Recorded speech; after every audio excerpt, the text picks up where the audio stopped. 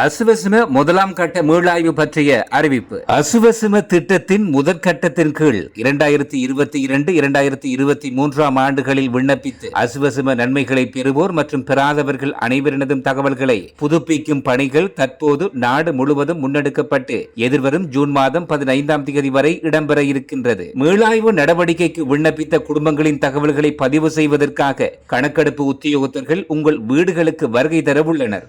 எனவே தாங்கள் பின்வரும் ஆவணங்களை தயார் செய்து வைத்திருப்பதுடன் உங்கள் வீடுகளுக்கு வருகை தரும் கணக்கெடுப்பு உத்தியோகத்தர்களுக்கு முழுமையான ஒத்துழைப்பினை வழங்குமாறு கேட்டுக்கொள்கின்றோம். முதலாவது, குடும்ப அங்கத்தவர்களின் தேசிய அடையாள அட்டை அல்லது செல்லுபடியாகும் கடவுச்சீட்டு அல்லது செல்லுபடியாகும் சாரதி அனுமதி பத்திரம். இரண்டாவது, இறுதியாக பெற்ற வாக்காளர் அட்டை.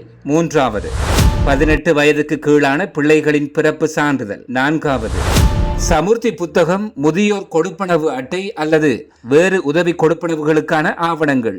ஐந்தாவது, இறுதியாக பெற்ற மின்சார பட்டியல். தற்போது மின்சார பட்டியல் தொலைபேசி மூலம் பெறப்படுவதனால் குறித்த தொலைபேசி அல்லது இறுதியாக பெறப்பட்ட கடந்த 3 மாதங்களுக்கான மின்சார பட்டியலின் அச்சு பிரதியை சமர்ப்பிக்க வேண்டும். ஆறாவது, குடும்ப தலைவர் அல்லது குடும்ப அங்கத்தவர்களின் வங்கி புத்தகம்.